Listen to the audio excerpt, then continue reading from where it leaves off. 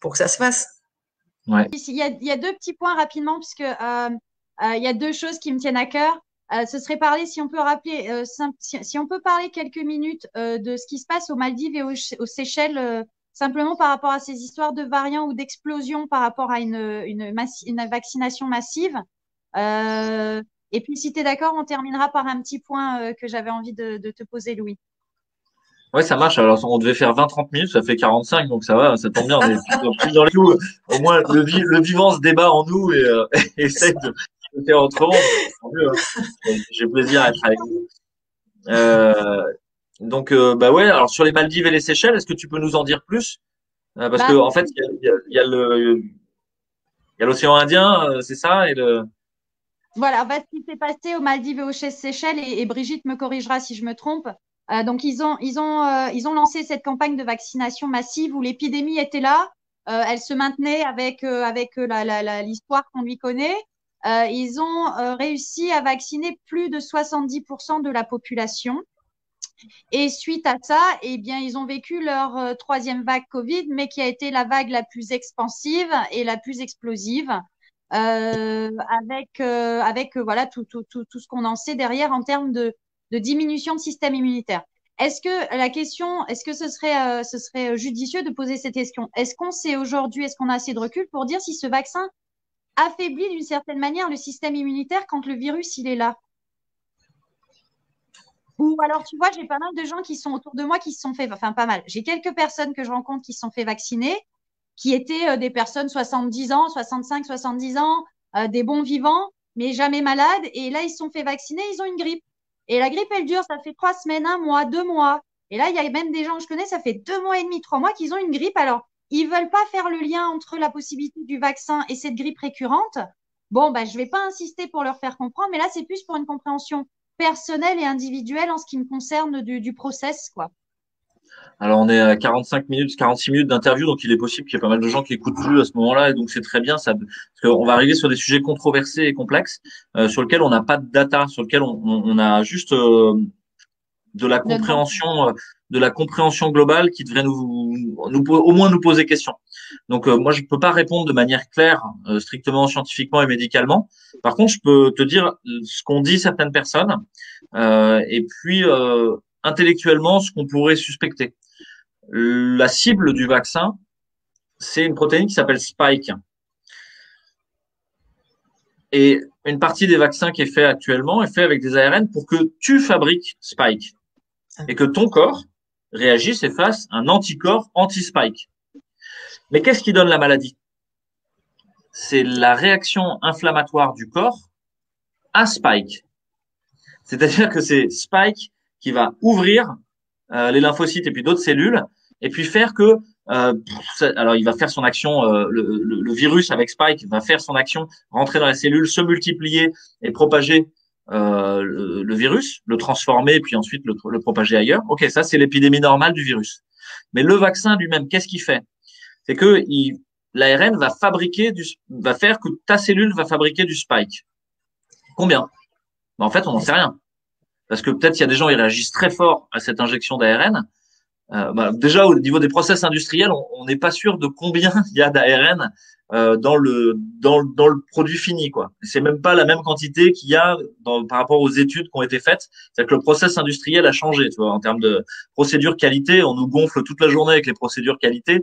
Waouh, là, tu te dis, mais c'est du délire, quoi. Donc, on n'a pas le même produit que celui qu'il y a eu dans les études. Et ensuite, combien tu fais de spike? Ben, en fait, probablement, ça dépend de ton corps. Il y a des gens qui vont faire pas du tout de spike, ils vont pas réagir à l'ARN, ça va pas bien marcher. Puis il y en a d'autres, ils vont faire juste ce qu'il faut, ils vont produire un peu, ça va s'arrêter, puis ils vont produire des anticorps, et là, ils vont être vaccinés, ça va bien marcher, parce que s'il y a un nouveau spike qui arrive, peut-être ça va le neutraliser. Et puis il y a des gens, ils vont pas arrêter de cracher du spike. Et ils vont en faire beaucoup trop. Et donc, ils vont faire une réaction inflammatoire à ce spike qu'ils ont produit eux-mêmes. C'est-à-dire qu'ils vont faire la réaction immunitaire, ils vont faire des anticorps, mais ils vont aussi faire la réaction hyper-inflammatoire de l'orage cytokinique. Et donc, faire la maladie, en fait. Faire le Covid. Ça c'est très probable. Mais on va dire que ce serait un Covid qui durerait pas trop longtemps. Parce que l'ARN, bah ok, c'est l'injection, mais après, ça s'arrête, quoi. Au bout d'un moment, on arrête d'en fabriquer.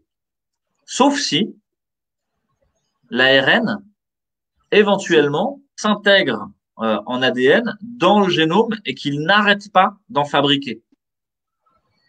Est-ce que ça peut arriver, ça? Bah non, d'après les décodeurs du monde, les fact-checkers de l'IB, les fact-checkers de l'AFP, d'après tous les gens qui ont regardé ça de près, bah c'est pas possible en fait. Et je vous laisse lire notre réponse au CHU de Liège sur ce sujet. Le CHU de Liège lui-même, les professeurs du CHU de Liège ont dit n'importe quoi, Réinfo Covid dit n'importe quoi. Je vous laisse répondre, regarder notre réponse, qu'elle est extrêmement sourcée. Et je vous laisse regarder notre réponse à un journal qui s'appelle Le Temps, en Suisse, qui, pareil, nous a retoqué en disant, mais non, ça peut pas arriver, ça, que le vaccin s'intègre dans votre génome. Alors, à la fois, je vous laisse regarder, puis j'ai pas envie d'être censuré sur YouTube, mais on va parler à mots un peu couverts. Si juste on prend le virus lui-même, qui est un virus à ARN, donc c'est des morceaux d'ARN, le virus. En fait, dans les lignées cellulaires, il s'intègre dans un certain nombre de cas. C'est-à-dire que ça va s'intégrer au génome, soit par le biais d'une rétrotranscriptase, soit par d'autres mécanismes moléculaires, c'est-à-dire que l'ARN transformé en ADN, puis intégré au génome. On le sait déjà, ça. Ça fait 30 ans qu'on le sait. Ça fait 30 ans qu'on sait qu'on a même 8% de notre génome, c'est des virus ARN intégrés. Et ça fait voilà, des virus endogènes qu'on a en nous. Et d'ailleurs, il y a certaines pistes pour dire que certaines maladies pourraient être liées au fait qu'on exprime ces virus qui se sont intégrés dans notre génome, de tous les humains. Donc, on sait que ça arrive, en fait. Ça arrive d'autant plus volontiers que le virus est ce qu'on appelle un rétrovirus, par exemple comme le VIH, mais ça arrive aussi pour d'autres virus à ARN. Parce qu'en fait, là, c'est peut-être un peu compliqué pour les gens qui vont nous écouter, mais le dogme médical, c'est il y a de l'ADN dans le noyau, ça sort du noyau en ARN, et l'ARN est transcrit, est traduit, pardon, donc l'ADN est transcrit en ARN et ensuite traduit en protéines. Et donc, ce serait dans un seul sens. Mais vous savez très bien que tous les mécanismes qu'on décrit comme ça dans un seul sens, en fait, il y a des boucles. Ça revient dans l'autre sens et puis hop, ça se croise dans tous les sens. C'est ça le vivant, c'est que ça joue dans tous les sens. Et donc, bien sûr que c'est faux. Donc là, on a déjà démontré sur le virus lui-même, donc le SARS-CoV-2, qu'il s'intègre dans des lignées cellulaires quand on cultive des lignées cellulaires. Et puis, mieux que ça, on a démontré maintenant que chez certains patients, en fait, ils l'intègrent dans leur génome et ils continuent à cracher des petits morceaux. Ils intègrent pas forcément tout, mais ils crachent des petits morceaux.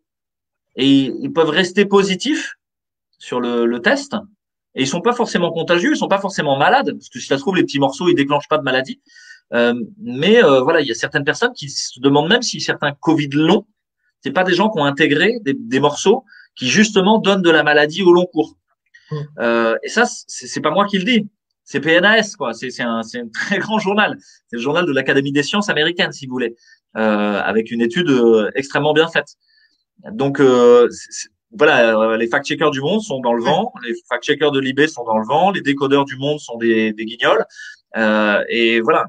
Donc ça, c'est pour le virus. Donc ensuite, il y a pour le vaccin lui-même. Est-ce que le vaccin lui-même, en fait, c'est un morceau d'ARN. Donc c'est exactement la même idée. Et alors vous allez me dire, mais pour Johnson Johnson et pour AstraZeneca, pour ceux qui sont à ADN intégrés dans un adénovirus, soit de chimpanzé, soit humain, c'est pareil en fait. Est-ce que ça peut s'intégrer et ensuite continuer à produire? Ok. Donc ça, c'est les warnings qu'on peut avoir. C'est que ça, éventuellement, vous fabriquez trop de spike et vous faites une sorte de maladie qui ressemble au Covid, mais de manière temporaire, parce que c'est juste le temps que, voilà, vous ayez le vaccin en vous et que vous vous utilisiez tout l'ARN du vaccin à fabriquer du spike et vous faites une réaction inflammatoire du corps et puis ça s'arrête. Bon, très bien. On va dire, peut-être c'est pas grave si vous êtes immunisé. Puis, mais bon, peut-être ça peut être grave et faire des vraies formes graves. Parce que là, vous ferez un vrai Covid. Si en plus vous êtes hypertendu, diabétique, obèse, immunodéprimé, peut-être que là, vous allez vraiment prendre un énorme coup derrière les oreilles. Mais bon, comme on monitore mal les effets secondaires, personne ne regardera, quoi. Et souvent, ce qui va se passer, c'est que on va dire, vous êtes, enfin ouais, voilà. L'autre chose, c'est qui peut se passer, c'est que il y a un effet qu'on appelle antibody dependent enhancement, c'est-à-dire un renforcement lié aux anticorps. Qu'est-ce que ce truc-là? Dans la dengue, justement, que vous connaissez, on sait que les gens, quand ils font une première dengue, c'est pas très grave. Mais ils font des anticorps contre la dengue et ensuite ils font une deuxième dengue. Et là, c'est la dengue hémorragique avec la thrombopénie, la sévérité et éventuellement des gros dégâts, voire le décès. Et qu'en fait, c'est parce qu'ils ont eu une première fois la dengue qu'ils font une deuxième dengue qui est très grave. On sait qu'il y a des gens qu'on avait vaccinés avec le Dengvaxia, par exemple. C'est une histoire qui est connue, qui a fait en Indonésie notamment pas mal de bruit, puisque les gens ont été vaccinés avec le Dengvaxia. En fait, ils ont fait ensuite ceux qui ont fait une dengue, ils ont fait directement une forme grave, parce que c'est comme si leur corps ils avaient déjà rencontré la dengue et donc ils ont fait d'emblée une forme grave. Et donc les gens ont dit basta, en fait c'est complètement débile. La façon dont on avait conçu cette vaccination, c'était une fausse bonne idée. Comme souvent, l'humain a souvent des fausses bonnes idées. Je vous renvoie au sketch de Karim Duval sur les neurosciences. Restreignez votre cerveau, quoi. Ralentissez. Et les Grecs ils disaient faire une époquée raisonnable, suspendre le jugement. Époquer, attendre, et voir. Là, c'est la prudence, c'est la notion de la prudence, c'est la base de la médecine normalement. C'est tout au début de la médecine. Ça a été oublié par de nombreuses personnes dans l'administration, dans les scientifiques et dans les médecins aujourd'hui, et dans les patients y compris. Donc, être patient. Pourquoi je vous parle de ça? Parce qu'il est connu que dans les coronaviridés, il peut se produire ça, que certaines personnes font des anticorps qui vont renforcer la maladie suivante. Et si vous faisiez des anticorps contre une première forme avec un vaccin, et si, je dis, j'en sais rien. Pour l'instant, j'ai pas de data pour vous le dire. Là, on attendra la prochaine épidémie, on va dire, pour voir. On verra bien. Si parmi ceux qui sont vaccinés, il y a des gens qui font des formes beaucoup plus graves que ce qu'ils auraient jamais fait, parce que ils ont déjà une réaction du corps qui est prête à exploser. Ça paraît du bon sens, parce que le gros de la maladie du Covid, c'est pas le virus. Le gros de la maladie du Covid, c'est la réaction inflammatoire de votre corps à la présence du virus. Donc, soit vous avez de la chance et vos anticorps, ils neutralisent le virus. Soit vous n'avez pas de chance et vos anticorps, ils présentent le virus et ils déclenchent une réaction inflammatoire. Et dans ce cas-là, c'est autre chose. Ça veut dire que vous allez déclencher une très grosse réaction inflammatoire. Mais ça, on ne le saura que quand vous aurez un variant qui va venir. Donc, il y a des chances qu'aux Maldives ou avec les variants indiens, les gens ont été vaccinés contre le Wuhan 1, contre le premier variant, et qu'effectivement, ils font des formes beaucoup plus graves avec ce variant-là parce que ils ont été vaccinés avec ça. Donc ça, pour le moment, j'en sais rien et moi je souhaite que non pour les gens. Je suis pas cynique, je suis plutôt avec l'idée. J'espère que au pire c'est anodin, quoi. Maintenant, est-ce que ça protège vraiment des autres formes? C'est la troisième question qu'on peut poser. Vous voyez bien que il y a un trou dans la raquette, que les variants, on n'est pas très bien protégé, quand bien même il y aurait pas ces deux choses dont je viens de vous parler. Là, par contre, ça c'est sûr et certain, c'est que sur les variants, la vaccination protège mal. Pour un certain nombre d'entre eux, ou moins bien. Et donc, ce serait totalement illusoire de dire qu'on peut protéger une île comme la nôtre grâce au vaccin contre les variants ou contre certaines formes graves, quoi. Ça reste. En fait, c'est illusoire. Si vous faites de la permaculture, si vous réfléchissez un tout petit peu à ce que c'est la relation hôte pathogène, il est illusoire de vouloir éradiquer un ennemi ou un agent pathogène. C'est une illusion, en fait. Il y a personne qui peut éradiquer. Si vous voulez éradiquer, c'est-à-dire que vous êtes dans une course en avant, dans une fuite en avant, vous allez majorer la quantité d'antibiotiques pour des bactéries, par exemple. Vous voulez éradiquer une bactérie, vous allez éradiquer, il y en aura d'autres qui vont émerger, résistantes. Vous allez changer d'antibiotiques, et puis il y en aura des pan résistants. Puis à la fin, vous serez en bout de course, vous n'y arriverez même pas. Vous serez tellement toxique avec vos médicaments que vous allez tuer les gens à coups de médicaments et ce sera plus le problème de l'agent infectieux. C'est pareil pour un virus. Si vous voulez éradiquer un virus, il y en aura un autre. Donc c'est pas la question, quoi. C'est toujours le chemin. Question, en fait. C'est comment. Il y a beaucoup de gens qui ont dit que c'était pas une épidémie, c'était ce qu'on appelle une syndémie. Syndémie, c'est sun en grec ça veut dire que il y a un pathogène, mais en fait la maladie, c'est la maladie de notre système, c'est la maladie des gens qui sont déjà là, qui allaient déjà pas bien. Et c'est parce qu'ils sont obèses, hypertendus, diabétiques, immunodéprimés qui font une forme grave. Les gens qui ont pas tout ça, en fait, c'est complètement anodin, quoi. C'est pas grand-chose. Donc, est-ce que le problème, c'est le virus, ou est-ce que ce problème, c'est ces pathologies-là, qui sont pas bien prises en charge, en fait. n'arrête pas d'augmenter. On dit les néphrologues, ils disent que ces pathologies-là, c'est le fléau. C'est-à-dire que c'est des pathologies de société, c'est des pathologies de système. Parce qu'on bouffe trop de sucre, parce qu'on est trop stressé, parce qu'on mange pas bien, parce que voilà. Oui, donc c'est pas la maladie qui a à soigner, c'est l'individu qui a à réguler, à équilibrer. C'est la société. Oui, c'est la société. C'est la société qui est à soigner, le système. Et alors vous allez dire, ouais, mais ça, en urgence, comment on fait? On peut pas gérer en urgence. Bah oui, vous avez compris. En fait, en urgence, vous pouvez pas réagir. C'est un truc de fond qu'il faut transformer. L'urgence, elle est là pour vous secouer, quoi, pour vous mettre un gros coup derrière les oreilles et vous dire, waouh, en fait, il faut qu'on bouge, il faut qu'on change profondément notre système. En urgence, cela dit, vous pouvez faire des choses et je reviens au traitement précoce, à la prévention, à la surveillance. On a eu encore, je sais pas comment c'est en Nouvelle-Calédonie, mais encore maintenant, il y a beaucoup de médecins qui disent à leurs patients, bon, bah, si vous êtes positif et que vous avez des symptômes, vous avez un Covid, paracétamol, bonne chance. On se revoit dans 2 semaines. Mais quand vous êtes en train de vous étouffer. Mais c'est pas correct, ça. Parce qu'on a des thérapeutiques qui marchent. C'est-à-dire, même si on rentre pas dans les thérapeutiques un peu controversées par les médias, hein, parce que la science, la vraie, il n'y a pas de controverse, quoi. C'est utile. Donc, les gens qui ont ça, les anticoagulants, rien que ça diminue la mortalité. Pourquoi on dit paracétamol et bonne chance? Pourquoi le Lovenox, c'est compliqué d'aller faire une infirmière à domicile qui donne un Lovenox? Non, c'est pas compliqué. L'oxygène, ça sauve des vies, c'est pareil. Vous n'avez pas de raison de laisser traîner quelqu'un à 80 sat à la maison, c'est pas bon, quoi. Et troisième truc, les corticoïdes dans la phase inflammatoire, pas dans la phase virale, mais dans la phase inflammatoire le deuxième temps. Ces 3 choses-là, on sait que ça diminue la mortalité, ça diminue le recours à la réanimation, ça diminue l'hospitalisation.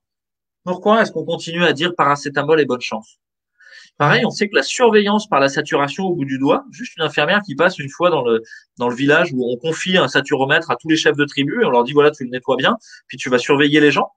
Une fois par jour ou 2 fois par jour, tu vas regarder. Si ce truc-là, c'est en dessous de 95, tu m'appelles. Voilà, juste ça. Bah, rien que de faire ça, ça diminue les hospitalisations en urgence au dernier moment. Ça permet de couper l'herbe sous le pied à la gravité. Et ça, on a de la chance que la Direction générale de la santé, enfin, a fait une directive. Et donc, c'est là où, voilà, on peut aller vers de la réconciliation. Il y a des gens quand même qui bougent, sauf que c'est plus long à comprendre que le terrain, et c'est normal. C'est des structures administratives, elles sont rigides, mais c'est en train de venir. Et donc, viendra des protocoles thérapeutiques et préventifs. Moi, j'ai bon espoir de ça et voilà. Ouais, je pense aussi, ouais. Donc, du coup, c'est ça, c'est qu'on essaye de soigner une maladie avec une seule baguette magique et en plus qui n'est pas utilisable et adaptable à tous les corps parce que tous les corps sont différents dans leur manière de fonctionner et de réagir et par rapport à leurs antécédents. Et puis qui n'est pas cost effective. Aux États-Unis, on parle de cost effectiveness. C'est combien vous mettez de pognon sur la table pour quel effet? Mais combien on a mis de pognon sur la table pour la vaccination pour quel effet pour le moment? Vous feriez juste des protocoles de prise en charge à peu près corrects, des filières de soins, de la prévention, mais ça coûte presque rien et vous avez un rapport bénéfice sur investissement qui est énorme en fait. Oui, mais la problématique, elle est là. Voilà, pour les tromper que ça ne coûte rien, c'est pas intéressant, Louis. Et non, la problématique, elle est là. Voilà, on est d'accord sur ça. On y revient et notre système de santé, il est malade de ces multinationales du médicament et de la data qui cherchent à faire du pognon sur la maladie des gens. Et ça, c'est un vrai problème. C'est pareil, les gens, ils se cachent derrière leurs petits doigts, mais on le sait très bien. Il y a plus de 2500 références universitaires pour parler de la corruption systémique en santé et de l'impact des lobbies pharmaceutiques sur la décision publique, sur la politique de santé est extrêmement néfaste. Donc c'est pareil, cette crise, elle est là pour nous dire ça. Ça avait déjà été dit par les sénateurs dans le rapport H1N1 en France. Hein, il y avait un rapport sénatorial en 2009 qui avait dit mais on a un problème avec les labos, quoi. Globalement, c'est eux qui font la pluie et le beau temps, qui dirigent les médias, etc. Et à la fin, on raconte n'importe quoi aux gens, on surfe sur leur peur et on leur fourgue des saloperies qui les rendent encore plus malades. Tout ça pour très très cher. Donc bon bah voilà, on le sait déjà. Là, les gens, ils vont juste devoir le regarder en face. Ça prend du temps pour certains, quoi. Oui, mais c'est mis en avant. Voilà, et puis il faut être indulgent, je pense aussi avec les gens. C'est-à-dire que là, ce qui est en train de se passer, pour certains, ils avaient enclenché ce modification, enfin cette conscience-là et cette information-là depuis quand même pas mal d'années. Pour d'autres, c'est tout nouveau, donc ça fait trembler toute leur pyramide, toute leur base, toute leur tout ce sur quoi ils ont Leur construit certitude, toute leur certitude. leur peur. Donc, je pense qu'il y a une nécessité, en tout cas, peut-être de certaines personnes, d'indulgence, même si du coup, ça peut générer éventuellement des fois de la colère ou de l'incompréhension et des envies de s'opposer. On en revient toujours à la même chose. Si on avait une ordonnance, moi, je suis pas médecin, donc j'aurais pas le droit de faire d'ordonnance. Mais si je pouvais me permettre de faire des ordonnances, ce serait ça. Ce serait coupe ta télé, remets-toi en lien, mets-toi en lien déjà avec toi à l'intérieur. Elle est où ta petite voix et est-ce que tu l'écoutes? Et mets-toi en lien aussi, mais réellement, et pas dans les masques. C'est laissons tomber les armoires à masques qui font du mal à notre société et osons voir la réalité. Mais du coup, ça me permet d'enclencher sur notre dernière question. Comme ça te donnera l'occasion de revenir encore une fois qu'on aura répertorié des questions et des interventions pour toi, Louis. Tu commences souvent tes interviews en disant que tu n'as pas de conflit d'intérêt, hormis celui que tu décris régulièrement. Du coup, Louis, pourquoi tu fais ça? Qu'est-ce qui t'emmène à être qui tu es? Comment tu génères cette énergie au quotidien? J'ai mes petites réponses, mais je sais que cet aspect humain m'intéresse beaucoup et c'est sur ça que j'aimerais que les gens viennent. C'est OK, prendre conscience, t'es qui? Pourquoi tu fais ça? Parce que pareil, ça c'est encore une croyance limitante de notre société, c'est que quand on fait quelque chose pour le collectif, on a forcément un intérêt. Mais et si on avait éventuellement cette capacité intrinsèque humaine de faire les choses juste parce que on sent que c'est bon ou on sent que c'est ça qu'on doit faire. Donc, tu es là pourquoi, Louis? Pourquoi tu fais tout ça? Je sais pas, je me pose la question assez régulièrement parce que j'ai rien à gagner en fait. C'est plutôt des emmerdements quoi. Je peux perdre mon boulot, je peux être embêté par ma hiérarchie, etc. Je peux me faire traîner dans la boue par les médias et ça ne manque pas. Donc, en fait, je suis assez distancié de tout ça quoi. Donc, j'ai pas de.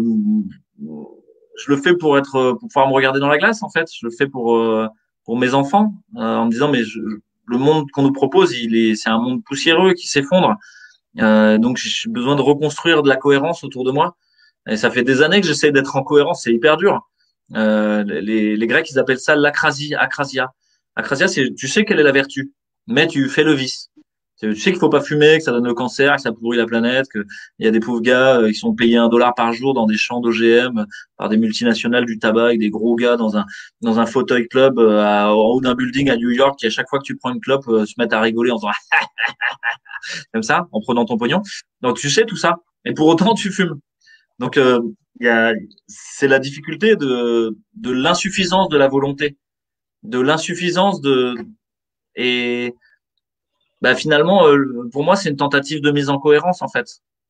Dire ça y est, j'arrive à un âge où maintenant je suis prêt à mourir en fait. Ça y est, j'ai eu des enfants, j'ai fait ce que je devais faire et moi, mes rêves d'ado ou de jeune homme égotique, de faire le tour du monde, d'avoir une belle carrière, ça, en fait, ça y est, c'est fini, quoi. Mes enfants, ils m'ont rincé. Ils m'ont rincé comme une vieille chemise qu'on a lavée 350 fois, tu vois, avec des pierres. Enfin, tu le vois à travers, quoi. Tu dis, bon, ouais, ok, on va faire comme vous voulez, les enfants, quoi. On va faire ça. Et donc, moi, je suis prêt, quoi. Je suis prêt à mourir. En fait, pour moi, c'est pas un problème, si tu veux. Ouais, je cours plus aucun risque et en fait en le faisant c'est aussi ça, c'est que il y a un renforcement positif, c'est que tu dépasses tes peurs et et que c'est assez satisfaisant de faire ça en fait pour soi-même, de se dire mais je suis allé au-delà de ce que je pouvais faire, de ce que je savais faire. J'apprends tous les jours, je rencontre tous les jours des nouvelles personnes, je m'enrichis énormément en fait. Et donc finalement il y a un petit gain perso en fait qui est et c'est pas celui d'apparaître avec je sais pas combien de vues sur YouTube, ça on s'en fout en fait, ça n'a aucune importance. C'est plutôt la rencontre en fait et la cohérence. Ça c'est très appréciable. Que d'un coup c'est comme un alignement intérieur si tu veux où tu te dis bon bah ok ça va, je fais ce qu'il faut en fait. Et je parle souvent de l'idée de l'appel et puis de peut-être des mémoires ataviques qu'il peut y avoir. Hein. Dans le collectif il y a beaucoup de gens qui ont des grands-parents résistants en fait. Oui. On était dans la résistance en 39-45. C'est vraiment étonnant, hein, je veux dire, à un niveau qui dépasse l'entendement. Hein, c'est pas juste un hasard.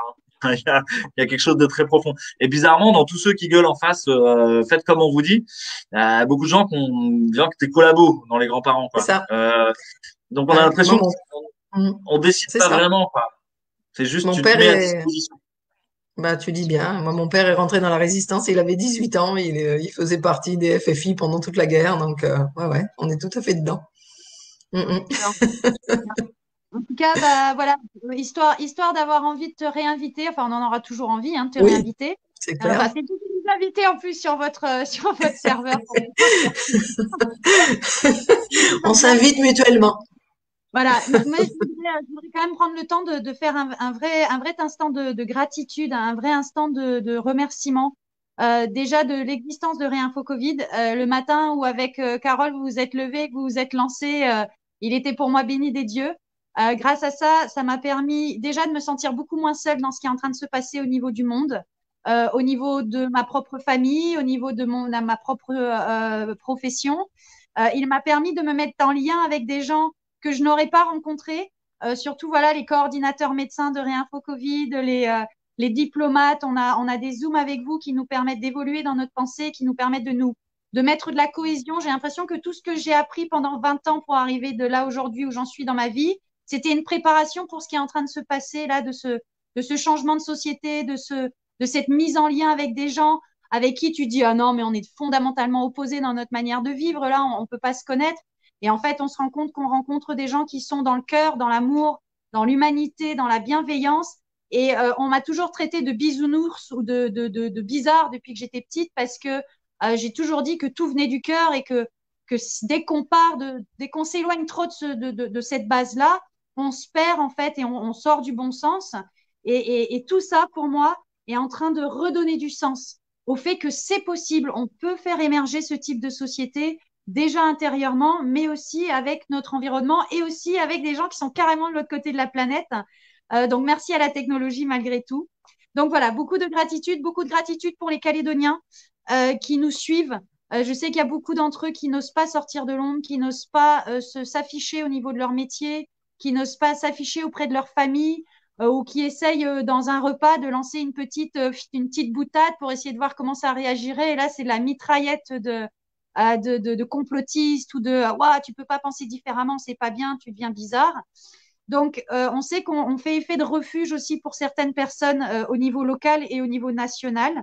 Donc voilà, merci à la vie et merci pour toute cette énergie qui émerge et pour surtout ce qui va arriver derrière. Merci beaucoup, Gaëlle. Brigitte, tu veux dire une petite phrase de Oui, conclusion aussi? oui, bah moi c'est pareil. Moi c'était un petit peu différent comme approche. Moi c'était plutôt le côté résistant effectivement qui est ressorti, et ça m'a amené peut-être de moins loin que Gaël qui a fait ce travail depuis plus longtemps que moi. Mais c'est vrai que tout ça m'a amené à faire énormément de retours sur moi. Et bon, je suis aussi une professionnelle du soin, donc forcément quelque part il y avait cette empathie pour les gens, cette envie de faire le bien autour de moi, d'essayer de sortir les gens ou de leur peur de la maladie. Mais c'est vrai que comme vous, j'ai rencontré des gens extraordinaires que j'aurais jamais pensé rencontrer. Ça m'a donné une profondeur sur ce qu'est l'humain, sur ce qu'est le vivant, sur ce que j'attends moi de la vie et de ce qu'elle peut nous apporter. Moi, j'ai des enfants, j'ai des petits-enfants, je me suis aussi positionnée pour eux, pour leur avenir. Je veux pas qu'ils aient un avenir tel qu'on est en train de le leur présenter. Je veux que leur avenir soit radieux, libre, parce que le mot liberté, je crois que pour moi, c'est celui qui est le plus important. Et merci, voilà. Merci tout simplement d'exister et d'avoir fait que tout ça soit possible et que on ait pu se positionner aussi à ce niveau-là. Bah, merci beaucoup, Brigitte. Moi aussi, là, je vous remercie énormément parce qu'en fait, Réinfo Covid, il n'existe pas s'il y a s'il y a personne derrière. Et en fait, au fur et à mesure qu'on est de plus en plus nombreux, on est de plus en plus forts, on est de plus en plus créatifs. On porte une voix qui est, à mon avis, inarrêtable. Les médias essayent, hein, ils essayent de traîner dans la boue. On est conspirationnistes, complotistes, anti-vax, anti tout. Tout y passe, quoi. Là, je suis anti-IVG maintenant, d'après qu'est-ce qui se passe, quoi. J'ai travaillé pendant 2 ans et demi dans une maternité de niveau 3 où j'ai fait de l'anesthésie pour des IVG aussi. Donc, je suis un peu, enfin, voilà, ça reste un truc absolument consternant, mais ça me touche même plus, en fait. Je me dis, mais tout ça glisse comme des gouttes d'eau là-dessus. Vraiment, je pense qu'on est en cours d'un grand ménage, quoi.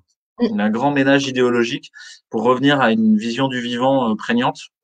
Effectivement, je rejoins Gaël, éteignez la télé et puis éteignez la radio. Souvenez-vous que au Rwanda, en fait, c'est la radio des 1000 collines. Si vous connaissez l'histoire du Rwanda, en fait, et pourquoi il y a eu des massacres à la machette de la moitié de la population en quelques mois à peine, en quelques semaines même, c'est la radio des 1000 collines qui n'arrêtait pas de faire de la propagande, à monter les gens les uns contre les autres, en fait. Et réfléchissez bien à ce que font les médias officiels. Je pense sans le vouloir, peut-être quelque part. Je pense qu'il y a des gens qui sont juste honnêtes, mais ils ont tellement peur. Ils ont tellement peur que ça s'effrite, que le monde dans lequel ils vivent n'ait plus de sens, que ils se raidissent de tous les côtés et en fait ils désignent des ennemis partout. Et il faut que ce soit des ennemis. Voilà, je pense qu'il faut répondre systématiquement, qu'on est suffisamment nombreux maintenant pour faire taire ça, en fait. Et ça se voit dans tous les commentaires qu'il y a sous toutes les vidéos et tout ça. C'est complètement unanime, en fait. Il y a d'un côté un mouvement qui défend la vie, la joie, la paix, la liberté, et puis de l'autre côté un mouvement qui est mort, en fait. Qui sont des gens qui ont peur, qui sont bon. Et je pense que vraiment il y a pas photo sur l'issue pour moi. Tout est clair. Même c'est nécessaire, en fait, ce qui se passe. Et si ça n'aurait pas l'ampleur que ça a, Réinfo Covid, juste sur les petites épaules du docteur Fouché, c'est sûr et certain. Ça a de l'ampleur parce que c'est nécessaire, en fait. Et que voilà, donc on est nécessaire. Et y a rien qui peut nous arrêter. Donc ayez confiance, quoi. Là, pour nous en France métropolitaine, il y a une petite détente. Je pense que c'est justement le moment vraiment de bien se mettre en lien, bien se coordonner, pas reproduire le même schéma. Ça revient vite, hein, de reproduire les problèmes d'ego, les pervers narcissiques qui cherchent à reprendre le pouvoir, tout ça. Bon, voilà, il faut qu'on arrive à régler ça, à aller vers d'autres façons de faire. Merci beaucoup, Brigitte, Gaëlle. Bonne soirée à vous. On a fait qu'1h15 finalement, hein, ça va.